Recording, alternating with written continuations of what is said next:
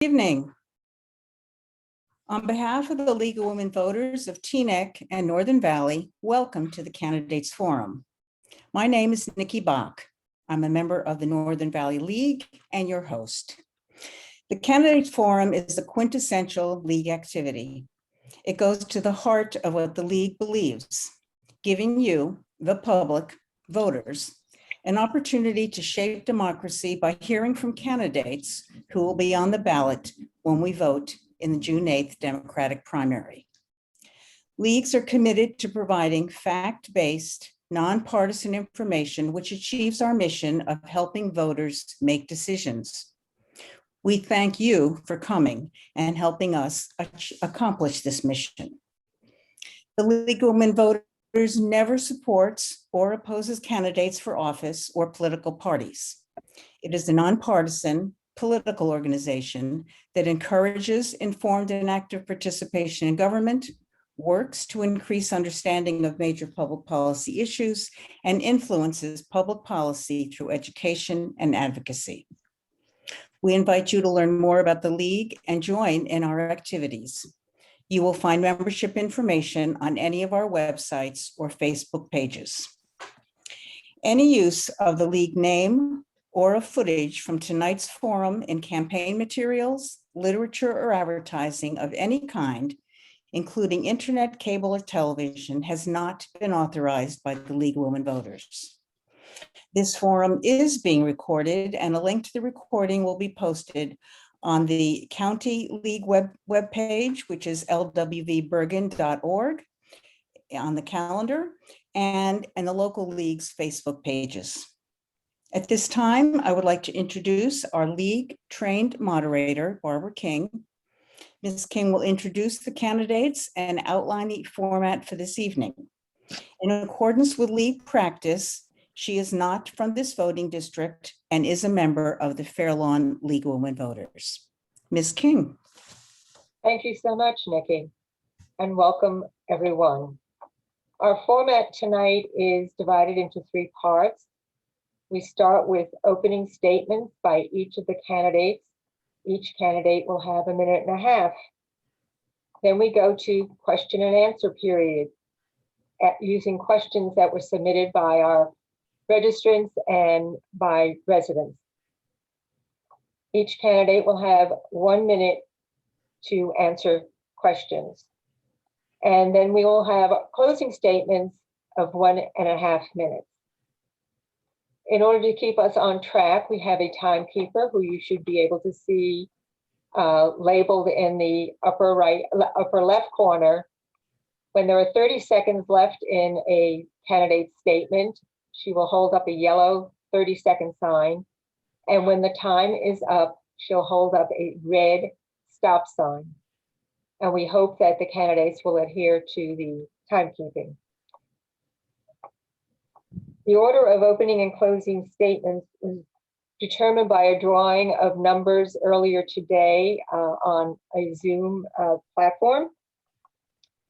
And for answering questions, the order of their answers will be rotated on a very random basis. So the candidates should wait and listen for their name to be called.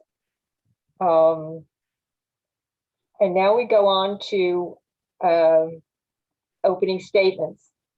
The first speaker will be Valerie Vainieri Huttle. She has 1.5 minutes. Thank you, Barbara, and thank you to the League of Women Voters for holding this forum tonight. I'm very happy to have the opportunity to present my record and platform to the voters. First of all, I'm running for state senate because I want to continue to do the hard work of making an impact in people's lives. And as your assemblywoman for the past 15 years, I have done just that. That's why I fought to pass the nation's toughest law to combat human trafficking and the nation's strongest anti-bullying law. I've worked to prevent overdose deaths and help people get into treatment. And I fought for years to protect individuals with developmental disabilities from abuse and neglect. And recently, in the wake of COVID-19, I led this state in investigating the disproportionate impact of our seniors and our loved ones in nursing homes, authoring and enacting landmark laws to reform our long-term care system so that our most vulnerable are protected even in additional surge of COVID-19. A record is about more than how you vote. It's about who you fight for. You can't just be a vote. You have to be a voice. And I use my voice to be your voice. And I'm running for state senate to continue and to keep fighting for all of you. Thank you. Thank you very much. Our next candidate is Gordon M. Johnson, 1.5 minutes. Thank you, everyone, for joining us tonight. And thank you to the League of Women Voters for hosting this forum. Your organization has been tremendous support to me over the years, and I'm incredibly grateful to have this opportunity to address your members and everyone watching throughout the state of New Jersey. I'd like to start tonight by thanking my family, my wife of over 38 years, and children. It's been my name on the ballot for these 20 years, but I could not be here today without the love and support of my family. It is not a journey that I've done alone. My priority has always been and always will be the people of the 37th District. With my background, I've spent years focusing on reforming the criminal justice system, changing the way we police the state, and addressing disparities in communities of color when it comes to economic opportunities, environmental conditions, healthcare, maternal care, and education. I've also worked alongside Senator Weinberg and led the legislature in expanding the rights of those in the LGBT community, passing the strongest Equal Pay Act in the country, making New Jersey the national leader in gun control, strengthening our laws against discrimination, increasing government transparency, and protecting survivors of sexual harassment and assault. The grassroots organizers and advocates in our Democratic Party have supported me as their candidate in this race because I've proven for nearly 20 years to be reliable, accessible, and always willing to put people I represent first. Thank you so much. Change if I'm elected to the state senate. Thank you, Mr. Johnson. Gervonn Romney-Rice, 1.5 minutes. Thank you, Barbara. And thank you to the League of Women Voters and all of the community members that are joining us tonight. As a longtime community organizer who has served in public office for 14 years, 9 on the Board of Education, and now entering my 5th year as Councilwoman in Teaneck, I believe there is no better time than the present for me to serve this community in a greater capacity and represent you in the Assembly of the 37th Legislative District. A lifetime resident of Teaneck, my husband and I have raised our 3 sons and educated them here in our local community. I now work in the public schools where I get to witness every day the value and benefit of a high quality, free, full day preschool program that should be available to all of our community residents in our district. I have long championed equity and inclusion for the marginalized, whether seeking equity for special education and housing as a member of the New Jersey Partners for Policymaking, or to advocate to ensure that the COVID vaccine was equitably accessible for all residents who desire to be vaccinated. We are fortunate to be part of a district that is proud of our diversity. And as your Assemblywoman, I will work tirelessly to be your voice in Trenton to ensure everyone has the right not only to be heard, but to be represented so that they can live, love, and work safely in a community that is not only diverse, but inclusive. We have seen nationally what women bring to the table. That is why I am excited to be part of this historic women's ticket as we seek to represent you in this 37th district. Thank you. Thank you. Next is Lauren Dayton. Thank you, Barbara, and thank you to the League of Women Voters for giving us this opportunity to speak directly to the voters. As everyone knows, my name is Lauren Cohn Dayton, and I am running to be the next Assemblywoman to create a better quality of life for our communities. Always wanting to be in public service, I majored in policy at Cornell University, learning to construct sound policy using economics, public input, and factual data. I then earned my law degree at Emory School of Law. And as an attorney, my career has focused on advocating for individuals in business, in commercial litigation, ensuring fair labor and workforce practices and working with asylum and immigration seekers.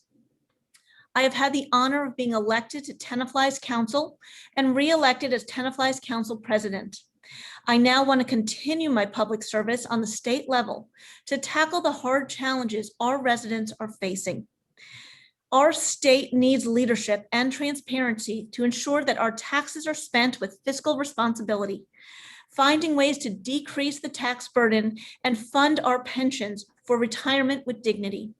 I want to ensure our state has success for the post-pandemic economy, revitalizing our businesses, and ensuring access to quality health care, especially access to the COVID vaccine and women's reproductive health.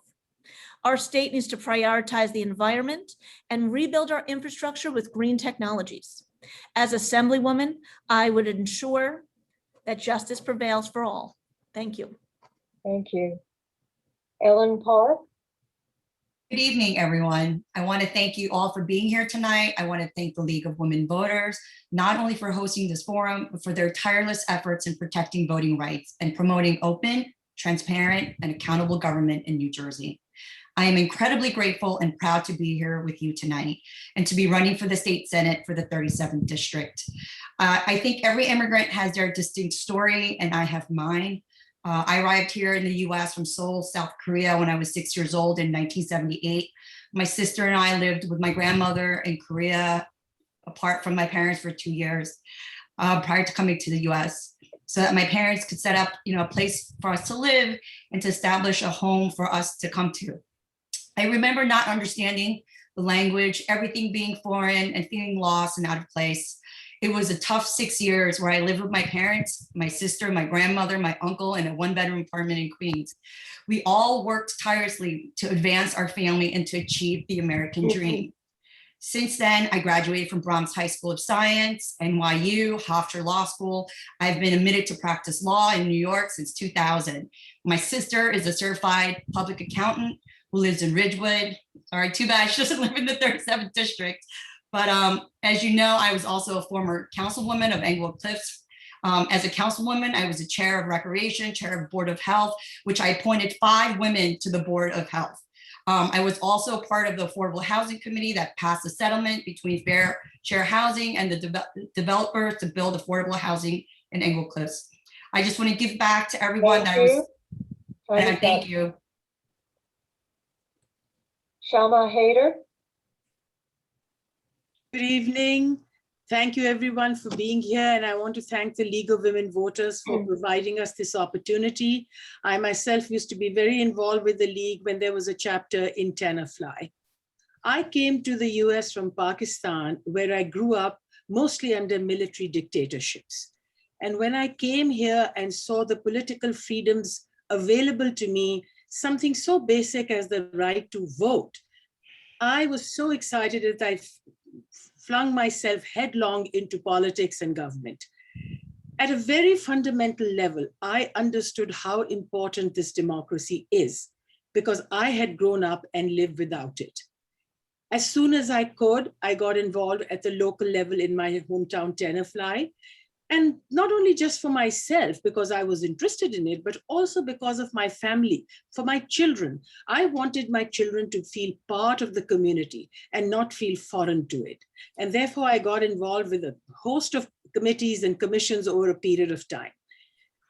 My work in organizing the community led me to be elected to the council twice. And in fact, I was even a candidate for freeholder in 2005 with Senator Weinberg and Gordon Johnson when our county committee leaders were not living up to our values and standards.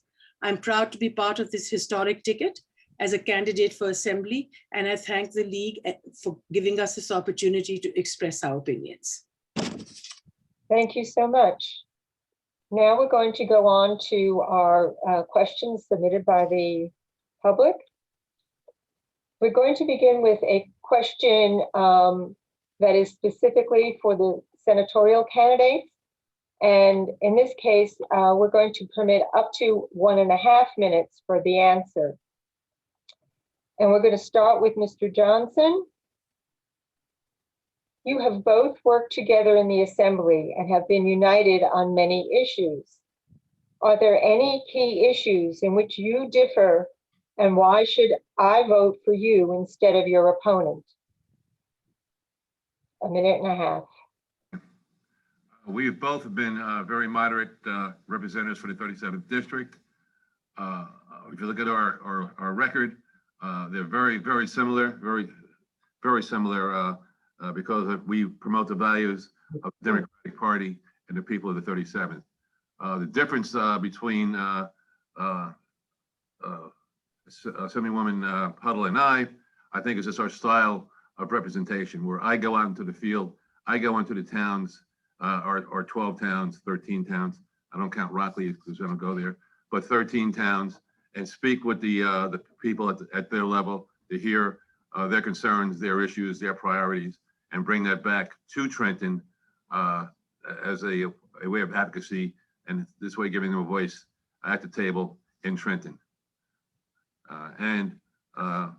I think one small, well, maybe it's not that small, but on cannabis, because I felt that cannabis should be and is, should be legalized and is, because of the impact it had on the minority community in the state.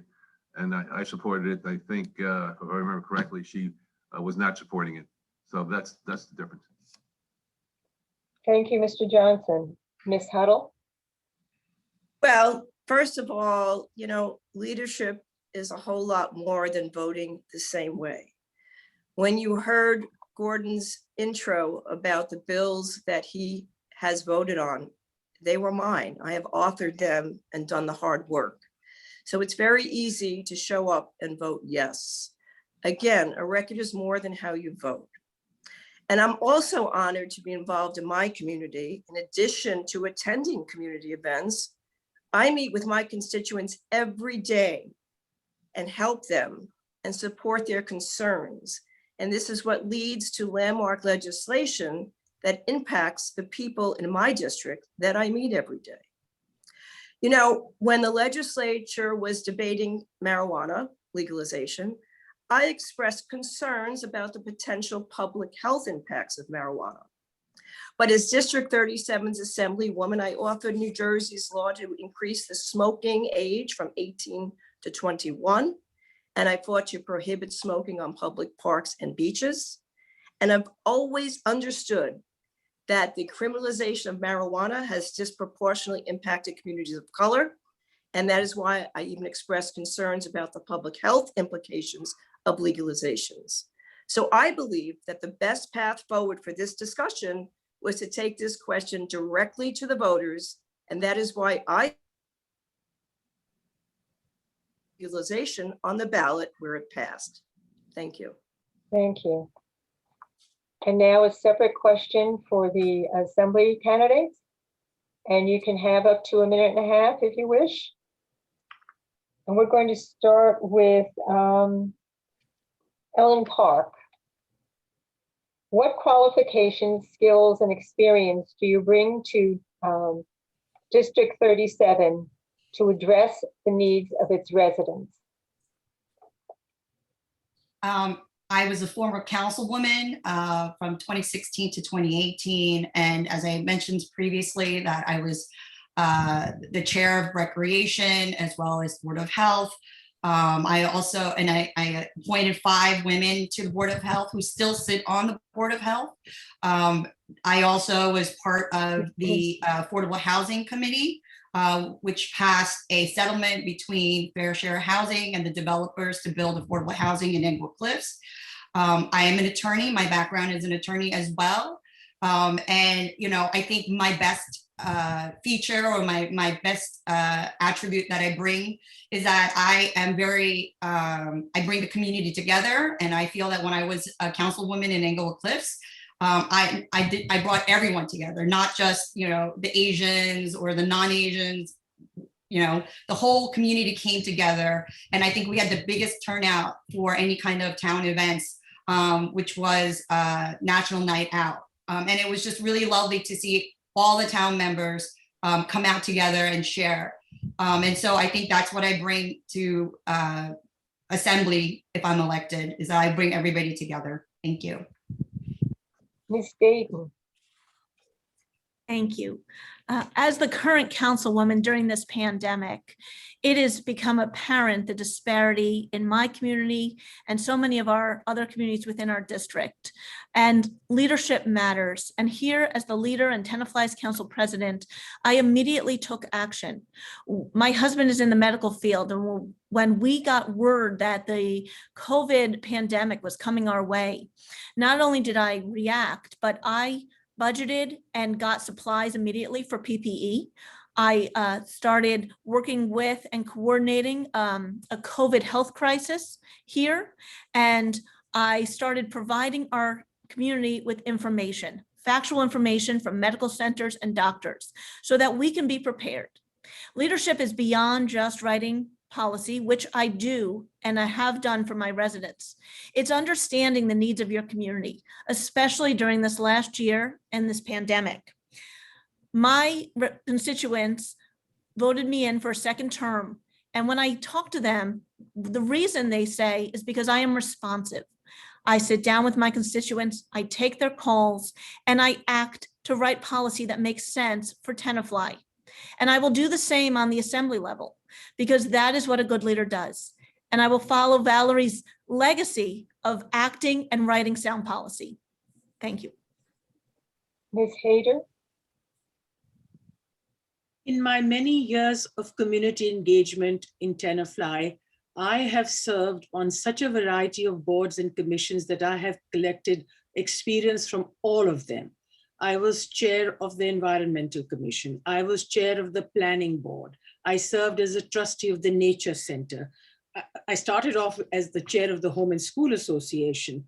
And then I also was chair of the Tenafly Business Development Committee. And I think, and at the gubernatorial, I was a gubernatorial appointee to the Juvenile Justice Commission.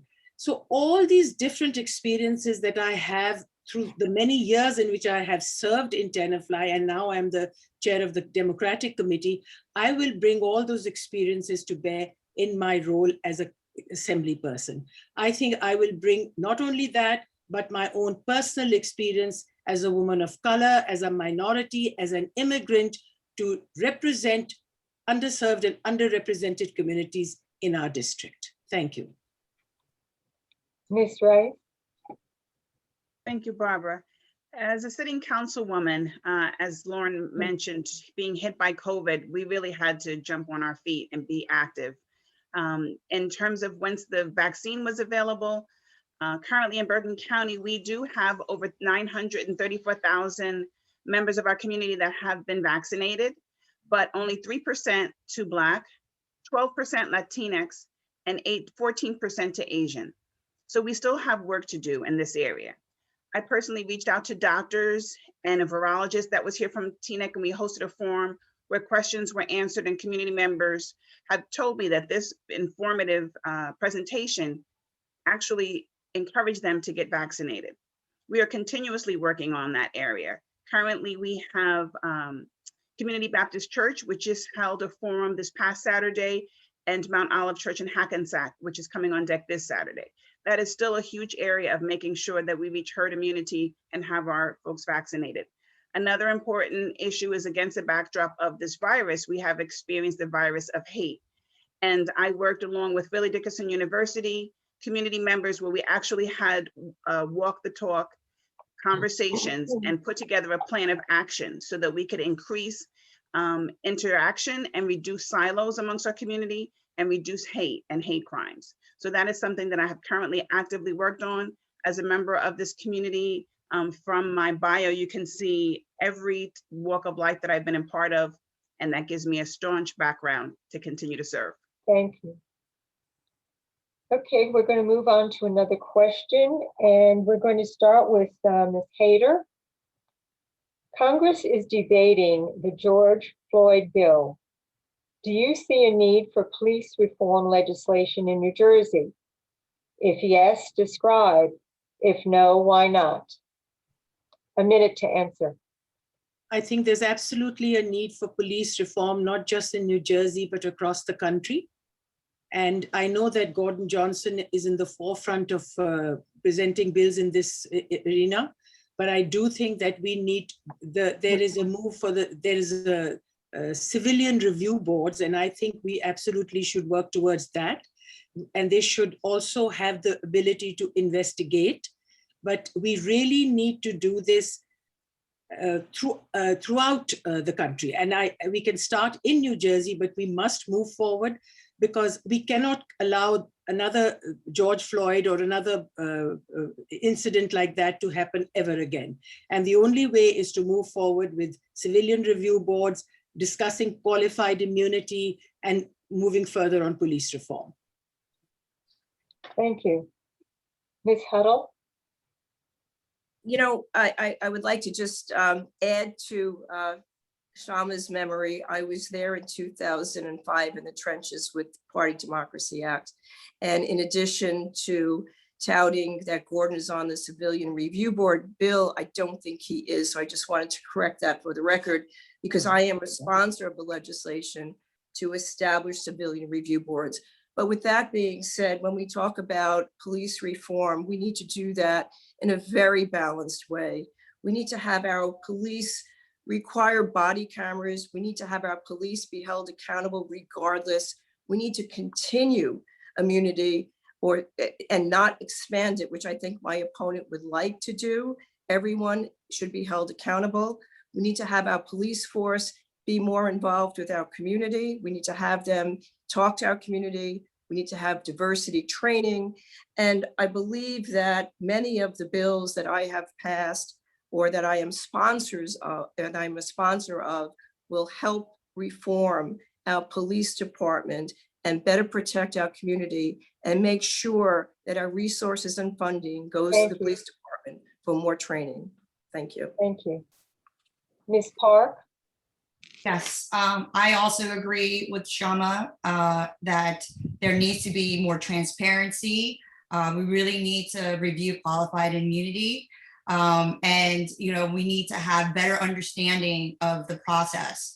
And I do agree with Valerie. I feel that because of, you know, in the sense that there is tech, we need to have body cameras. I think that's pretty par for the course now.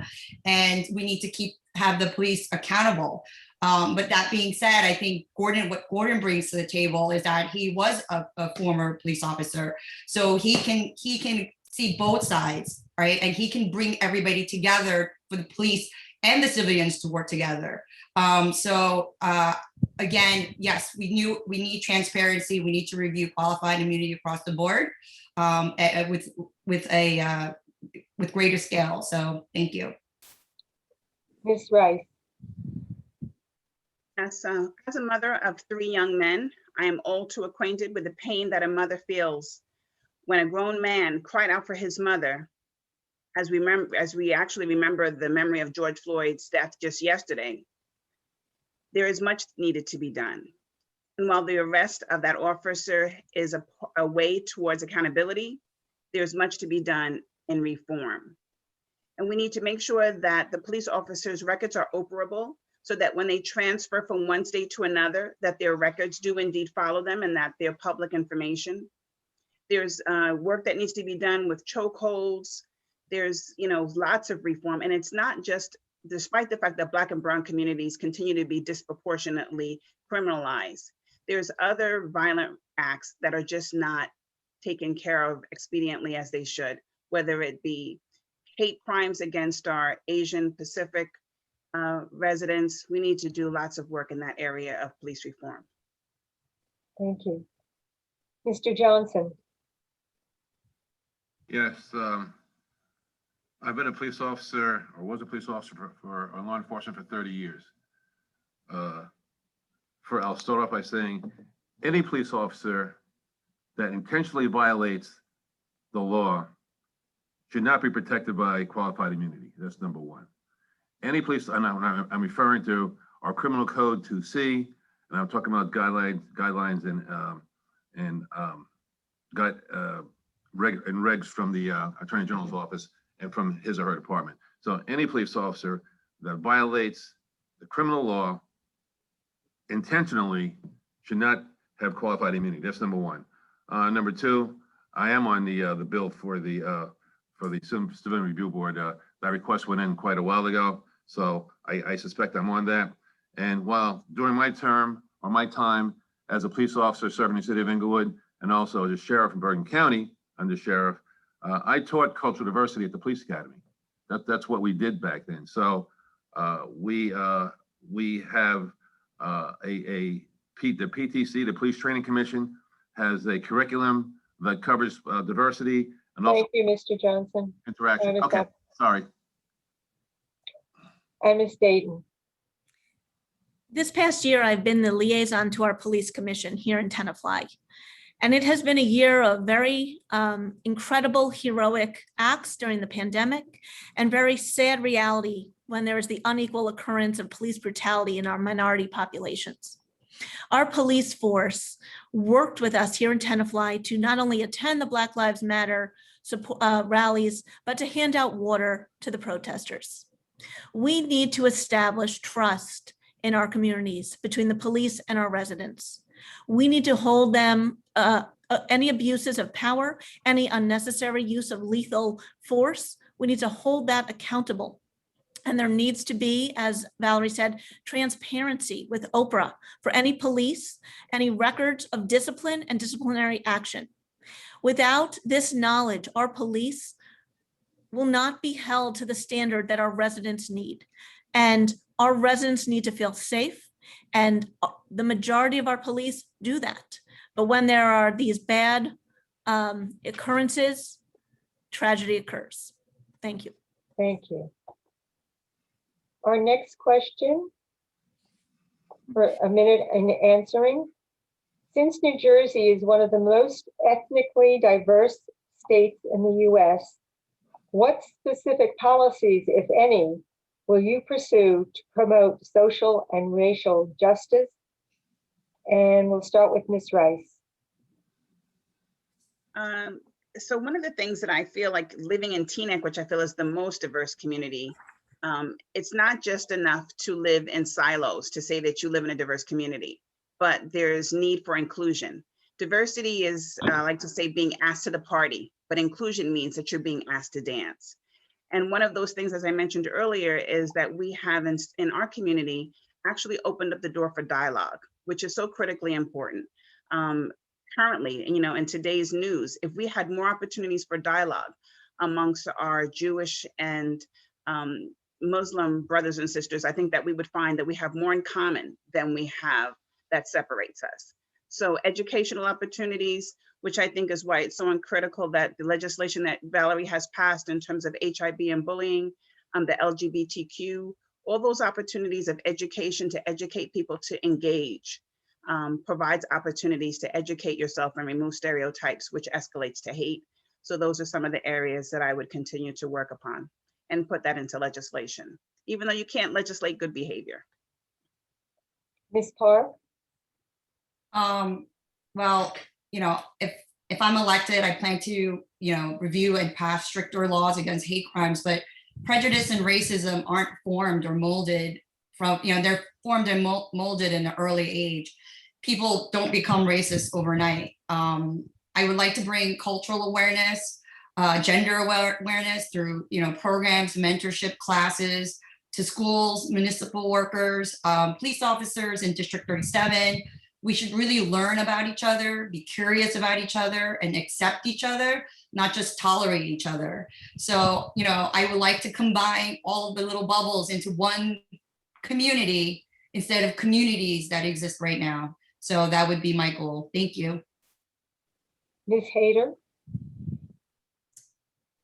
I agree with what Ellen's thoughts are, because I think it has to start right at the very inception of a child becoming educated. We have to start this process right from kindergarten of educating our children about all the cultures that are in our country. We have to make them aware that these are also Americans, that my son is not just from Pakistan, my son is an American, and I want all of them to be accepted in the same way. We need to educate our children, just like we were able to make smoking such a bad habit for everybody. Let's do this. Let's bring cultural awareness right from the start, teach histories of Asia, of Africa, so children grow up understanding other cultures. I know bias can't be removed overnight, but let's make a start with that. Thank you. Ms. Dayton? As a Jewish woman in politics, I know firsthand the experiences of prejudice and hate, and it has no place in our communities. This past year, the ADL, the Anti-Defamation League, cited over 2,000 hate incidents within our district. We need to address the reality of prejudice and systemic racism in our communities. As Assemblywoman, my goal would be to bring our district together to interact and share the myriad of diverse cultures. It is through this interaction and synergy that our district can improve our race relations and can stop being siloed. And we need to quell the hateful rhetoric that is rising all over New Jersey. As councilwoman, I've worked locally with our police department to report and address hate speech, digital threats, and harassment in our community. We need to combat white supremacy and hate groups, especially militias who believe vigilante justice is allowed in this society. We will not overcome this until we face it head on. Hate has no home here. Mr. Johnson? Well, as a Black man in this state, in this country, I've experienced this. Not just me, but when you sit down at the dinner table with your parents and grandparents, and they tell stories of what they've seen and observed and went through. So this hatred that goes on, or feeling of superiority, is nothing new to me. It's been around the Black community for a very long time, as we know. It's part of our American history. The way to resolve this, or try to break this, has to be through education. We have to get to the DOE, Department of Education, who sets the curriculum to ensure that cultural diversity is taught in the schools, public and private, in the primary grades.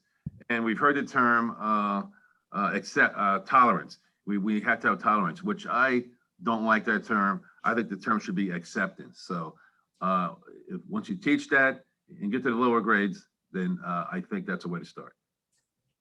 Ms. Huttle? Well, I think it's been said, but I always say you can't legislate morality, but you could try to change the culture. And it starts with education and age appropriate. When I was chair of Homeland Security, we had a joint committee meeting because unfortunately the rise in hate crimes in Bergen County were astounding. There was, whether it was an anti-Semitic, whether it was anti-Asian, whether it was anti-Black, hate has no home in Bergen County. And I have continued to go to rallies, and rallies are one thing to bring us together, but I authored bills to update the bias crime statute to make sure that those that even incite any type of hate will be held accountable. I also wrote the LGBTQ curriculum, again, age appropriate, to teach our children at a very young age the importance and the contributions of our LGBTQ population and those with disabilities. And my anti-bullying Bill of Rights have also helped protect our children. And I just hope that this generation will continue forward. Thank you. Our next question, I'm going to allow 1.5 minutes. What are the top 3 issues that you will focus on to improve the state? And what would be the top committee assignments you would seek to further that agenda? And let's start with Ms. Dayton. So first and foremost, we need to address the COVID pandemic. We cannot move forward within our state and our economy until this pandemic and our healthcare system is revitalized. There is an unequal distribution of access to healthcare and maternal healthcare within our state, and that would have to be my #1 priority. When we can get this healthcare and our pandemic under control, we then, of course, have to address the economic downturn that our state has had this past year. We need to find ways to uplift our small businesses and our business districts with loans and help and financial assistance. So many of our businesses have closed and so many of our families are hurting with unemployment. And so my third priority, of course, would be jobs. We need to get people back to work so that our economy can be lifted and that our state can continue forward with future growth and prosperity. And as for committee assignments, as an attorney, I would seek for judiciary, because I think the most important thing we can do is establish additional immigration judges, because our immigration system needs an overhaul. And it can't become overhauled if there's a backlog of immigration cases in our immigration courts. So that would be my first assignment. My second, I would like to continue Valerie's work in Health and Human Services, because it's the people of this state that make a difference. And our most vulnerable populations need a voice. Valerie has been that voice for 15 years. I hope to continue that. Thank you. Mr. Johnson. Yes, this pandemic is far from behind us, and things are beginning to open up, of course. I'm glad that Governor Murphy has been able to ensure the in-person schools in the fall. That's another priority, having kids back in school in the fall. But with this crisis comes an opportunity to invest in New Jersey's healthcare, maternal care, and child care, and public schools infrastructure and public transportation system. This is a time now that we could redirect some funds and really move New Jersey forward. I have an interest in green energy, renewable energies. I was involved in a project bringing the offshore wind project to South Jersey. That's starting. And of course, the committees I would request to be Commerce and also Veterans in the on the Senate side. Thank you. Ms. Rice.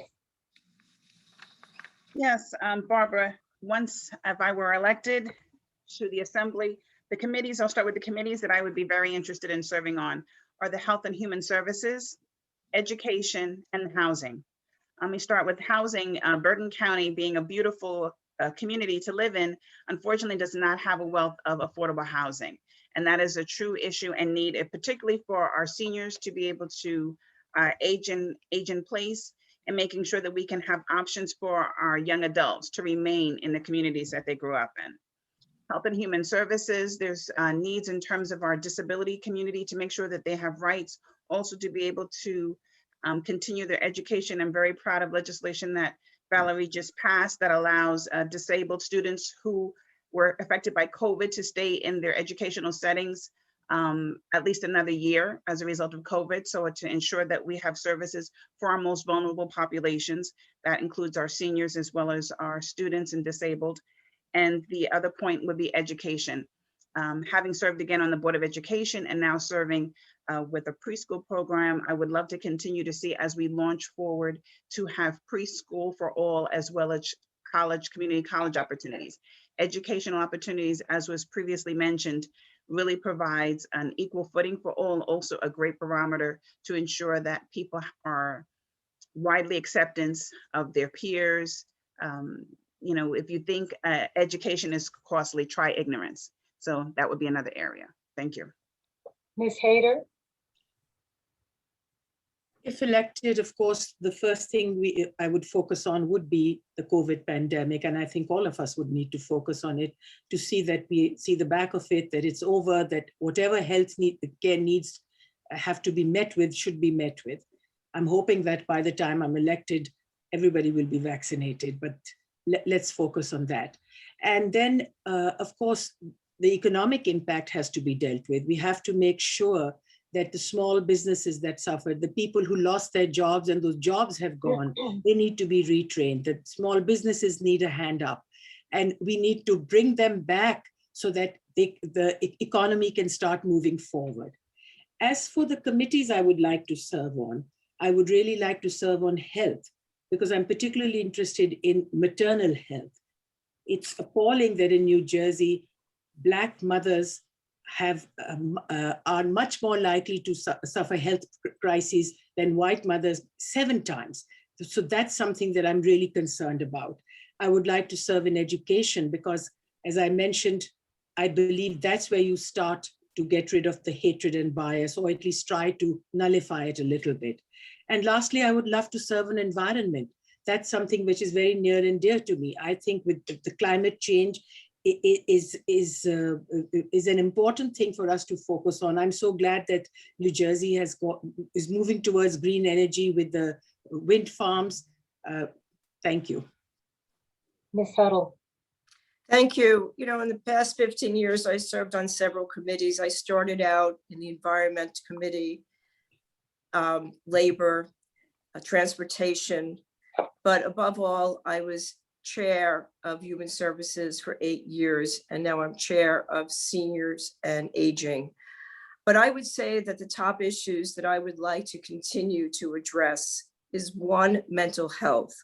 I believe coming out of COVID, many of us are going to see the repercussions and the challenges that we are all facing with mental health. I believe our youth is suffering. I believe that we have to combat addiction and obviously to continue our resources in helping our young people learn how they can remain productive. We see suicides rates increasing, addiction rates increasing. But aside from that, and I always like to quote Governor Murphy, he always says that good public health is good economic health. So when we have good public health, I also know that it will equal to economic health. But women's health care is also a top priority. A women's right to choose right now is being threatened by courts, by the Supreme Court, the Trump Supreme Court, by overturning Roe v. Wade. So I will continue to fight for women's health care and access to women's health care. And I believe women's health, mental health, all creates good economic health. Thank you. And Ms. Park? I just want to say that, you know, for me, it's all about the future. I still have very young children. And this being the ticket of first, you know, the first African-American, Korean, Muslim in 2021, I mean, says a lot. And so it's all about the future and how we can make the future better for our children. And part of that, I would love to be in the education committee. I think, again, it really starts at an early age. And I think my husband read an article today, and even, you know, the people who got vaccinated for COVID, the majority are educated versus the non-educated who are less likely or maybe fear getting COVID. They don't really have the right information. So, you know, I would love to be on the education committee to, you know, help the children of today become adults and leaders of tomorrow. And then the second thing would be also a green space, to be committee of environment. I just want to say that the League of Conservation Voters did endorse us. I am all green in my house. We try to recycle everything. I do believe that solar energy and you know, no more fossil fuels are the future, and we need to build a future, including green space for our children. And then the third would be, again, with women's rights, right for healthcare. I think it's really nerve-wracking to think that, first of all, a woman's healthcare or women's rights is just about them. So I just want to say that I'm very pro-choice, and I never changed my last name. Thank you. Thank you. Thank you. Our next question. New Jersey will be undertaking legislative redistricting in response to the 2020 census. What reforms to the apportionment process do you support to make it more independent, transparent, equitable, and community-driven? And excuse me, I'm going to have announce the next two speakers because I'm going to be taking a break. I will be right back, but who knows? First, Ms. Huttle, and then Ms. Haider, answering the question about apportionment. Could you just repeat the question on redistricting? What's the exact question? I'm sorry. Okay. What reforms to the apportionment process do you support to make it more independent, transparent, equitable, and community-driven? Well, certainly we're coming off of the census and we have to make sure that the census reflects our district.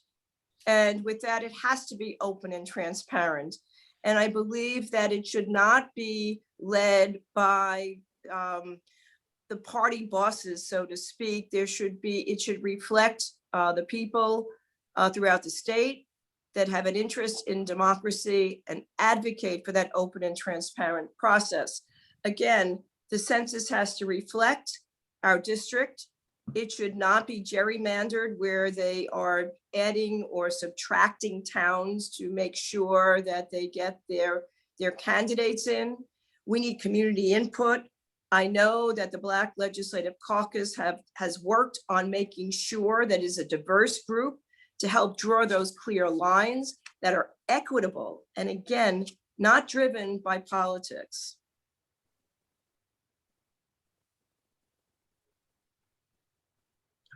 I'm up next. Well, as far as fairness in redistricting goes, I think New Jersey is better than a lot of other states. We have I believe we have an independent redistricting committee, but there is still room to improve. It is very important that we have public participation in the process, so we can ensure that our districts reflect the diversity of our state and of that particular district. Right now, the 3 public meetings are not required by law, but that is something worth considering, making them required. And equal representation is also one of our goals. I would like to add here that I'm very proud that the only woman in the commission is from Bergen County. And I'm confident that we will be well represented. But I agree, we need transparency and we need equitable distribution in this. Thank you. Ms. Dayton. I reiterate what Valerie has said on fairness and diversity. And there must be a law that establishes that diversity, inclusion, and equality are the standard for choosing commission members for the Apportionment Commission. The commission must have transparency. Therefore, all meetings should be public, not just at select times. The process must include public comment, debate, and public studies. We need hearings with ample time so that voters have the opportunity to be heard by the Apportionment Commission. Not only that, residents need access to public transportation to directly reach their local representatives. When the Apportionment Commission does redistricting, they need to ensure viewpoints are heard from a diverse population. This helps reduce the extreme representatives who only cater to a microcosm of residents or political interests. And there can no longer be any Apportionment Commission member who signed a loyalty pledge to one party or interest group. If a member must be removed, the new member must be appointed by a bipartisan nomination process. The Apportionment Commission must be responsible and accountable to the entire voting population of local, state, and federal representation. More changes are needed to ensure that our redistricting has a fair process here in New Jersey, and that establishes a fair government representative of all. Thank you. Mr. Johnson. Yes, the New Jersey, we have an independent redistricting committee, and we have 3 meetings that are held, 3 public meetings that are held, not required by law.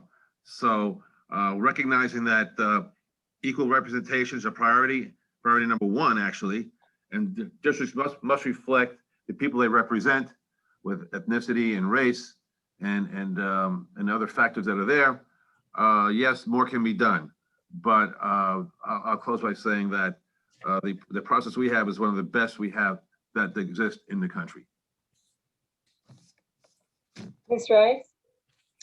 Yes, well, to start, I just want to share and reiterate what Valerie mentioned about the census. I think it's so important that we continue to educate our community on how important it is to complete the census. Additionally, I'd like to actually thank the League for their work and support of the Fair District Statement regarding the Apportionment Commission.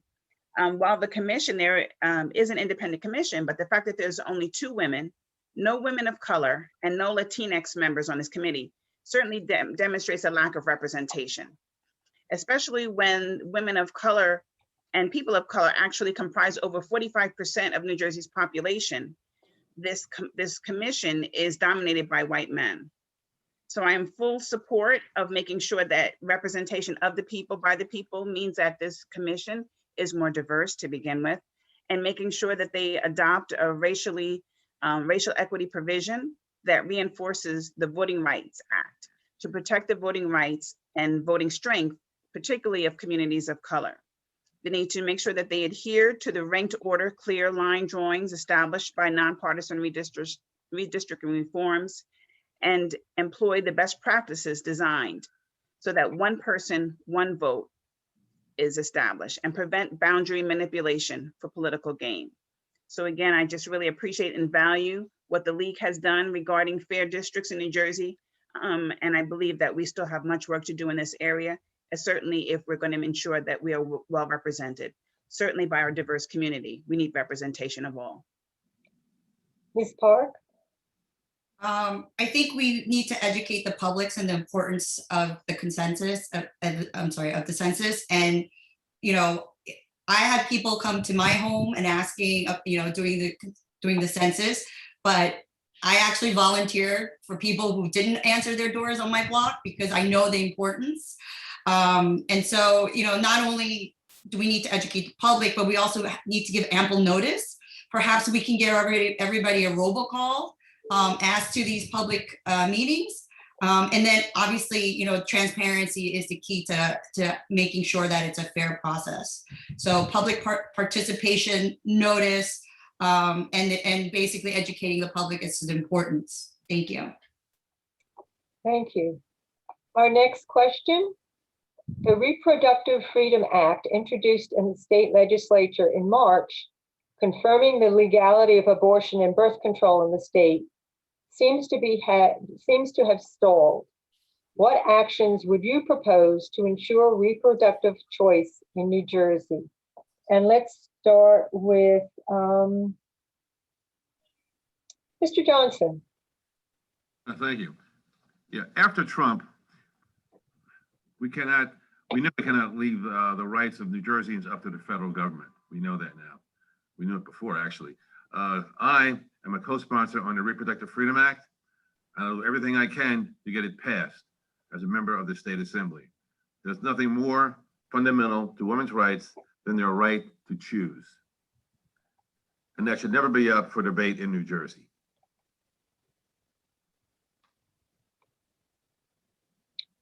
Thank you.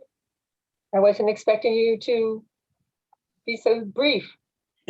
Yes. Ms. Park. Yes, I think a woman's right to choose is a issue only obviously for women that men don't have to ever think about. And I feel like that's a basic right of a woman. I and my friends growing up in college, you know, these are the issues that we would discuss in college. You know, what can we do? Where can we go? And I know personally through my friends, if it wasn't for the facility in Englewood, they would not be here right now in the position they're in. And, you know, I'm sort of borderline feminist, not to, you know, float my boat, but, you know, I never changed my last name. It's the big bone of contention with my husband. I think there are certain things, you know, that we are required. I'm sorry, not required, but I think the same rights, the same equality should be mirrored between men and women. And I don't think there should be any say for a man to say that they're going to take away our right of choice. Thank you. Ms. Rice. Well, to start with, a right is not a right if you don't have access to it. There's far too many women that do not have access to quality health care due to their lack of insurance. So that's a starting point. So actually so proud to be running along with Valerie, who is the author and writer of the Reproductive Freedom Act. So this legislation would safeguard the Roe v. Wade and ensure that all folks in New Jersey have access to reproductive health care, no matter how much money they make or where they live or what immigration status they have. So this, I know that Valerie can go into great detail because again, she wrote the bill. And I think it's so important along with that in terms of the maternal health issues that we have and the disproportionality that Black women and women of color have to access to healthcare because they are disproportionately 7 times more likely to die or have issues in childbirth. So Women's Rights, Reproductive Freedom Act, the opportunity to have affordable healthcare and these women's provisions is very critical. And by being the assembly person, I know that we would continue the legacy that Valerie started with this, and we would continue to fight and advocate for this legislation to be in place and safeguards for women's health to be enacted. Thank Ms. you. Dayton. So I am the wife of a pediatric cardiologist, and I sadly hear firsthand of the lack of maternal health care for so many expecting mothers, leading to missing dire medical conditions for both the baby and the mother. The Reproductive Freedom Act was written by Valerie Huttle, and it is a seminal piece of legislation that we need to get passed here in New Jersey. Maternal health care must become a priority for all communities to ensure safe deliveries, early intervention of preventable maternal death, and reduction of disease and fatality for babies. The RFA seeks to work with the New Jersey Department of Health Services to establish and administer a program of reimbursement of costs incurred in prenatal, labor, and delivery, as well as costs for abortion and reproductive contraceptives. This act will hopefully eliminate any financial insecurity preventing pregnant women and women of any stage of healthcare from seeking the care they need. I also believe that increasing the presence and awareness of local doctors, especially doctors of colors in community, will make women more likely to seek the maternal health care that they need. So the pandemic has laid bare the reality of the disparity in our healthcare. And this act not only works to codify Roe v. Wade, but to help reduce the disparity in healthcare, maternal healthcare, and reproductive rights. I am so proud to run with Valerie on this act, and I look forward to its passage. Ms. Huttle. Thank you. And I think you heard from my running mates that I am the author of the Reproductive Freedom Act. Thank you, ladies, for that support. I've been trying for 2 years working on this bill, trying to move it through leadership, and leadership is stalling. And it's one thing to join as a co-sponsor, but it's another thing to prime, author it, and make sure it gets to the finish line. We need to come together and ask and call leadership to make sure that this bill gets posted. And you know, the Reproductive Freedom Act is much more than codifying Roe v. Wade. And I think Gervonn says it, what good is it if you cannot access them, the healthcare and the rights? And so this legislation is so important, not only for women, but for families. And it includes also the establishment of a fund to cover the cost of reproductive health care for low-income individuals who do not have citizenship. It also expands the scope of practice. You know, in rural areas, it's very hard to find clinics or doctors that are able to attend to women's needs.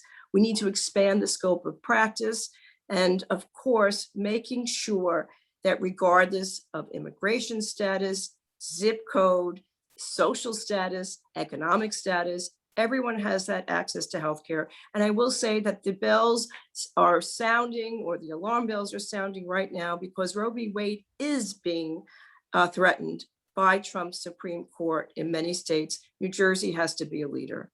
Thank you. Ms. Haider. I absolutely agree that a woman's right to choose is so basic, so fundamental that it is absolutely, it shouldn't even be up for debate. And of course, as we all know, there are cases before the Supreme Court waiting to strike down Roe v. Wade. And therefore, it is very important for us in New Jersey to protect that through legislation. I'm glad that Gordon is a co-sponsor of the Reproductive Freedom Act, and I'm sure he will do everything he can to see that it is passed.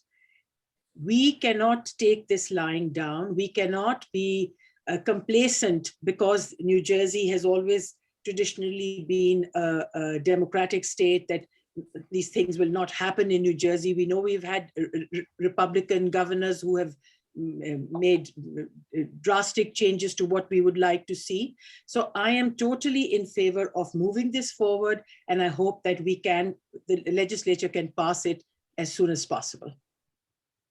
Thank you. Next question. Governor Murphy intends to fully fund the public worker pension payment for the next fiscal year. Do you approve? How would you suggest funding the pension system and other non-discretionary fiscal responsibilities in subsequent years? And how will your suggestions affect taxes on middle-class families? And let's start with Ms. Park. For the first time in decades, New Jersey has met its pension obligation. That means for decades, our public employees met 100% of the obligation while the state did not. Our employees, they work hard, they deserve it. We really have to continue to ensure we make full pension payments moving forward, and that we have an obligation to our workers, and that there's no room for letting them down. So, our goal is to keep making sure that the full pension payments moving forward. Thank you. Ms. Dayton? So I am thrilled that Governor Murphy made a commitment to fully fund our pension system. Our seniors deserve to retire with dignity and age in place here in New Jersey. And unfortunately, our tax burden is incredibly high on our senior population. So this must become a priority as we move forward. We need to avoid funding this pension program on the backs of our new employees. Our union workers that are currently in the system should not have a different obligation than our new workers. Each worker needs to get their fair share. We can fund this in various ways, but two of the ways I think of is the use of the millionaire's tax, which has already been established here in New Jersey, or raise our sales tax back to 7%. While I have not yet been allowed to play with the New Jersey state budget, when I hopefully become Assemblywoman, this will become a priority for our state because our workers and our seniors deserve a retirement. Thank you. Ms. Haider? Well, for the first time in years, New Jersey has met its pension obligations. Public employees have met their 100% of their obligation over the years, but the state did not. And therefore I'm very happy that Governor Murphy is moving forward, promising to do that. And we have to continue to ensure that full pension payments are made in future years. This is an obligation we have made to those workers who have worked, paid into this system, paid their taxes, and there is no room for letting them down. There should be no argument on this factor. If you have paid into the pension, you rightfully deserve for the government to pay its fair share. Ms. Huttle? Well, first of all, our pensions can never be rated again. And I believe they were rated during Governor Whitman, during the Christie Whitman years, and continue to be rated. This is really the first time that the governor is fully committed to funding the pensions. Our workers work hard. They have invested in their pension. They deserve to have it preserved. When we look at our workers and our frontline workers, our teachers and our heroes during COVID, it's more than just saying we thank our frontline workers and heroes. We need to make sure that their pensions are safe and that they're being paid in a way that they're able to raise their families in New Jersey.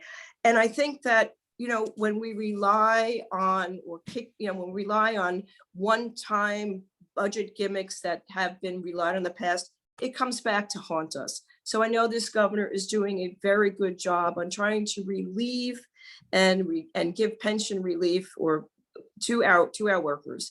And with that, we need to continue to fund it every year. It has to be sustainable. So we've already passed a millionaire's tax. We need to make sure that those budgets are not rated to plug the budget, but to make sure they continue to stay in the pension system. So again, I think we're on the right track. We need to continue it and we need to make it more sustainable, and we could never rate our pension system again. Mr. Johnson. Yes, when a young person signs up to be an employee in a municipality or in a county or at the state, they're given a contract. And that contract says that when they retire, they will get a pension, whatever it is, or whatever the agreement is. We have to honor that. And for years, we have not made our contribution to the payment to the pension system. And on the other hand, the employees did.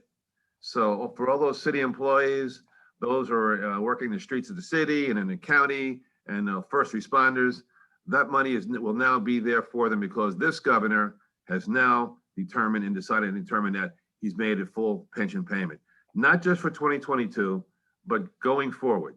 So we'll find the funds for this, maybe from the cannabis money when that rolls out, but there'll be funding for this to ensure that this obligation is met years out, and that'll be a priority of mine also.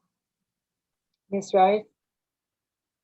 Yes, being backed by CWA and other great unions, we know that it is so important that they are able to retire in peace and that all the money that they paid into a pension is fully available to them. So I also want to just share that this is a can that we've kicked down the road for far too long. As Valerie mentioned, it started being rated under the Whitman administration, and we haven't addressed it until this current administration with our governor.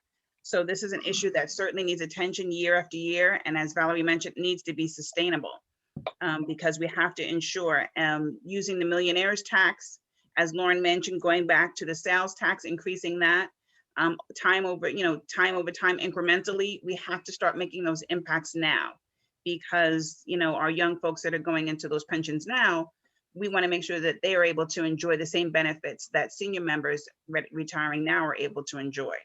So I think that that's really critically important that we address that. Thank you. Thank you. I anticipate this will be our last question before we have closing statements.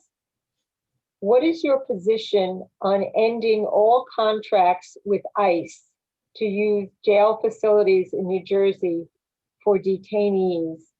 And we're going to start with Ms. Haider. I think Gordon Johnson has legislation to end ICE detainees, and that has really been a tide turner in our state. It's great that Essex County has canceled their contract. Hudson is on the verge of doing it, and Bergen is down to around 90 detainees, all of which have been convicted of a crime and not for their immigration status. We are really seeing this shift in the last couple of months, thanks in large to Gordon's bill. And if elected, we will continue to work towards a day when we will have New Jersey will have no longer any business with ICE. I do not think we should renew any contracts with ICE. Ms. Rice? Yes, so our team is backed by the largest immigration support rights organization, Make the Road. And we know that in other counties, I believe Camden County, other counties have ended their ICE contracts. And I believe it's really important that not just here in Bergen County, but all of these contracts be eliminated. While I know that was great money to be made, they were very lucrative contracts, but they're not humane contracts. And I think it's something that we need to be able to divest ourselves from. I applaud the Governor Murphy for announcing that there's going to be a $40 million investment in relief for undocumented immigrants and other individuals who have been excluded from COVID relief benefits. So I think that that's really important so that we focus on things like that to support our immigrants and not just simply putting them in jails inhumanely. We need to end all of our ICE contracts. That's what I feel would be the best option for all. And I think that just lines up with all of our hate and hate has no home here philosophies, where we have a philosophy of immigrants that didn't exist for others who had rights and enjoyed freedoms here. Why shouldn't current immigrants also have those same rights and enjoy those same freedoms? Mr. Johnson. Yes, I'm pleased and I'm glad that my bill, when it became public, started this change in attitude in the county of Hudson, in the county of Essex, and also in the county of Bergen. Incarcerating people because of their status is un-American, and it's not part of our values as American people. So watching this come to an end and being a part of it, I'm really pleased to see that. So I'll end by saying I'm glad it happened. It's happened. So I'm glad that I was a part of it. Ms. Huttle? Well, first of all, this has been a federal issue that has obviously affected our state. And under Trump, it was very difficult to try to fight it. I'm very happy that the Biden administration is giving us the tools to end ICE. I'm also a participant in ending the ICE contract in legislation as well. We need to make sure that all ICE contracts are ended. We need to make sure that our immigrants are treated with respect. And I believe that Gervonn mentioned that we had one of the largest immigration activists endorse us, which is Make the Road. And I have been fighting for immigrants' rights since I've entered the legislature, starting with in-state tuition to making sure that those families that were born here and the students that were born here had every right, as everyone else did, to have equal tuition. I'm happy that Governor Murphy just signed our legislation for driver's license for immigrants. So I will continue to be an advocate for immigrants. And in addition to Make the Road, we also have the Lupe endorsement, which is empowering Latinos in education as well. So again, the ICE contracts must be ended, and I'm hopeful with President Biden at the helm that we will be able to achieve that. Ms. Park? I just want to say that 2 members of this ticket were not born in the US. The treatment and politicization of immigrants and their families under Trump administration was shameful, and it was inhumane and anti-American. We are a nation of immigrants, and New Jersey to this day is a state that prides itself of being true melting pot of peoples, cultures, and creeds. And we cannot therefore have ICE contracts anymore. I mean, this, is abomination to everything that is supposed to be American. So I am glad that we are in the process of getting rid of ICE contracts in its entirety. Thank you. Thank you. That concludes our question and answer period. Oh, I didn't answer, Ms. King. There's always one round where I blow it. So That's okay. please go ahead, Ms. Dayton. Thank you. I agree with Valerie. We need to stop the dehumanizing and criminalizing of those that want to seek a better life here in the United States. As an attorney, I have represented those seeking asylum here in the US. Our immigration system needs an overhaul to ensure those coming to our country for safety or for a better quality of life have a realistic opportunity to do so. We need additional immigration courts and immigration judges to resolve the backlog of immigration cases. When those immigrants and our community members come here to the US and are not heard by the system, they are lost to the system in ICE sweeps and ICE detentions. We need to immediately stop this. New Jersey should not be profiting from ICE detentions, and this must end. My grandparents came here in this country through Ellis Island as immigrants, and no one jailed them, and no one raided their homes or prevented them from becoming part of a functional society. They were hardworking immigrants, and Valerie's policies that she has passed will ensure that we continue to support our immigrant residents as they enable themselves and immerse themselves here in our country. We need fair wages, job security, safety in the workplace.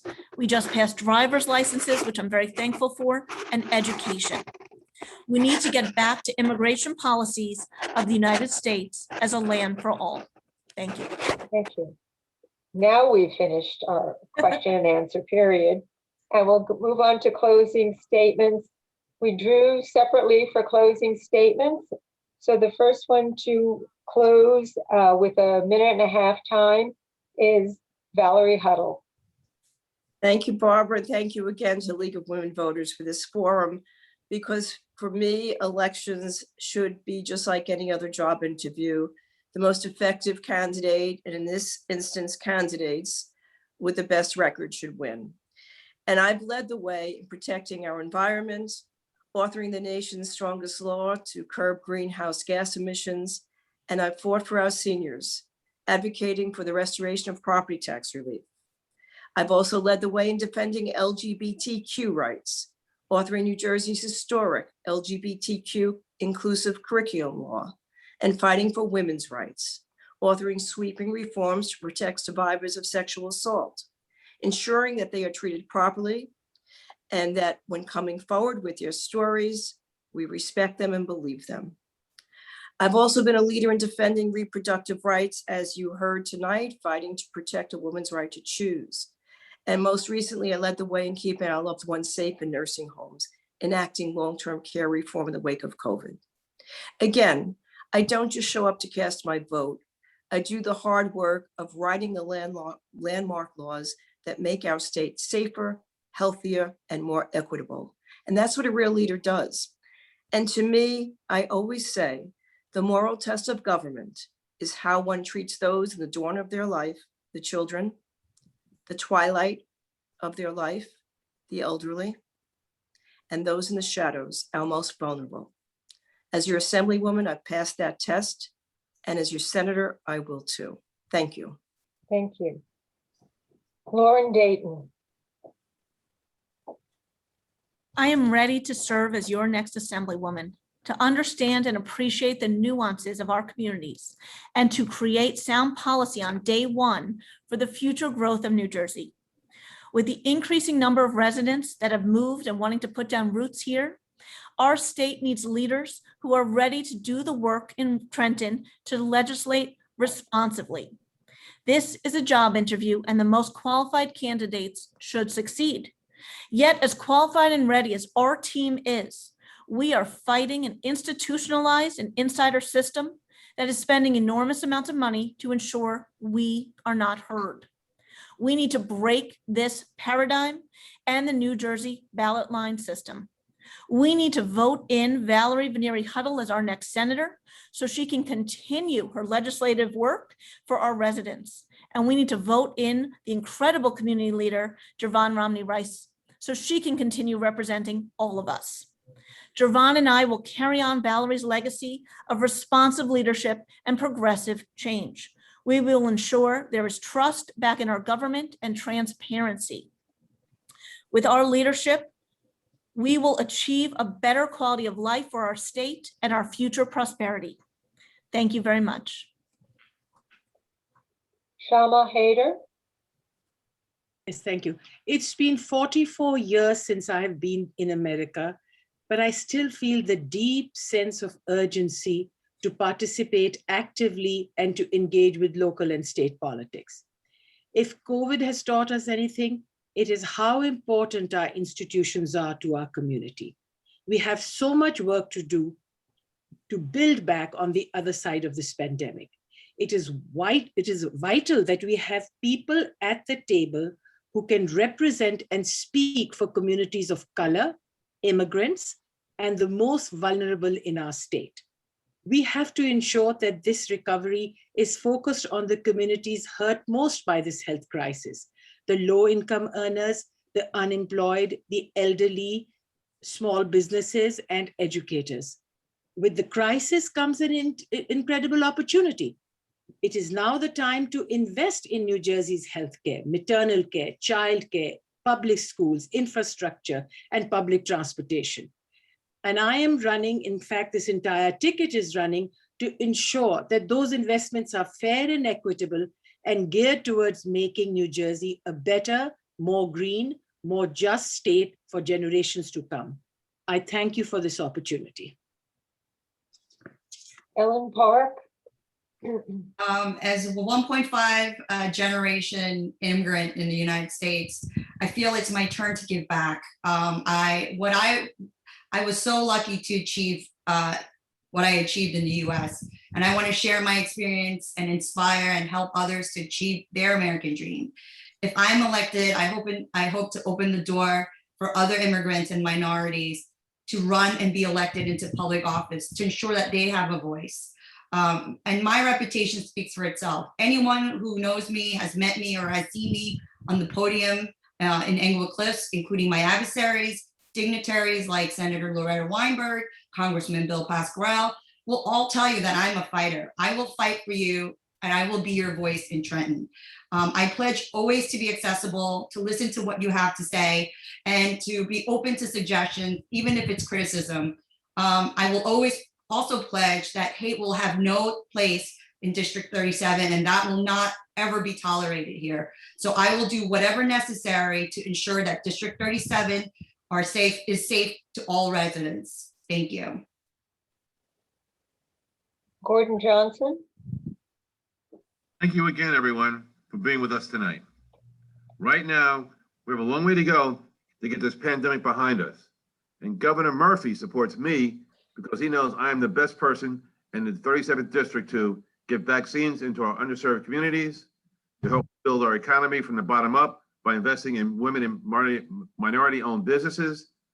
I'm a person willing to do the hard work and bring greater equity to our criminal justice system, our healthcare system, policing, childcare, green energy investments, and infrastructure investments. Service to this community is fundamental to who I am. I want to be District 37's next state senator because there's a lot of work yet to do to make New Jersey a national leader in environmental justice, immigrant justice, criminal justice, and economic justice. So thank you all again for giving us an opportunity to be with you tonight. And Gervonn Romney-Rice. Thank you to the League of Women Voters. I appreciate this opportunity that you have given us tonight, and a reason to show you why I am uniquely qualified to serve and represent you in the 37th district. I decided to run because I wanted to give you, the voters, the opportunity to decide who represents you. For the last 14 years, I have gained experience and understand how to represent a diverse community, and will now be able to ensure our various voices converge into legislation that makes our community stronger, healthier, and more equitable. Serving on the Township of Teaneck Town Council has truly prepared me to serve at the state level. I have always availed myself of educational opportunities at the state level of governance by attending annual school board conferences as well as municipal league conferences. And as a Bergen Leeds graduate, I've become very well acquainted with our county governance and its agencies. Working for nonprofits like Center for Hope and Safety, Never Alone Again, domestic violence agencies, and now the Board of Education have given me a unique perspective on women's rights, healthcare needs, sexual assault, mental health, and the importance of removing stigmas of all kinds, and educational issues such as access to free quality preschool and community college. I care passionately about these issues and have done more than just show up. We have a hard road ahead of us, and as Assemblywoman, I would like to represent you.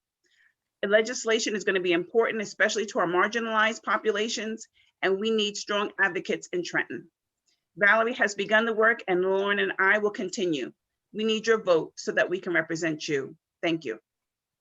Thank you very much. At this point, I'd like to make a few announcements. First, thank you to the candidates for participating in this very informative evening. I learned a lot. I can't vote for you. That's the way it is. I want to thank the audience for registering and sending in their questions. The forum has been recorded, and the link to the recording will be available on lwvbergen.org and on the Facebook pages of the participating League of Women Voters, Northern Valley, and Teaneck. Primary election day is Tuesday, June 8th. Regular polling places are open from 6 a.m. to 8 p.m. You may vote in person on regular voting machines. You may only vote for these candidates if you are a registered Democrat living in Legislative District 37, or if you are unaffiliated You may declare yourself at the polling place as a Democrat. If you wish to vote by mail, you may request a vote by mail ballot by mailing an application to the Bergen County Clerk by Tuesday, June 1st, or by requesting the same in person at the clerk's office by 3 p.m. on June 7th. Vote by mail ballots may be returned in any drop box or by mail, but must be received by June 8th at the Board of Elections. You can also return them at the County Board of Elections office in Hackensack. Each candidate for Senate is paired up or bracketed with 2 candidates for Assembly. You are not obligated to vote for the 3 candidates in a slate. You are instructed to vote for one of the 2 Senate candidates and choose any 2 of the 4 candidates for Assembly. I also would like to make special thanks to our technical staff from the Monmouth County League for helping bring this forum to you all. Thank you and good night. Okay. Thank you. Thank Thank you. you.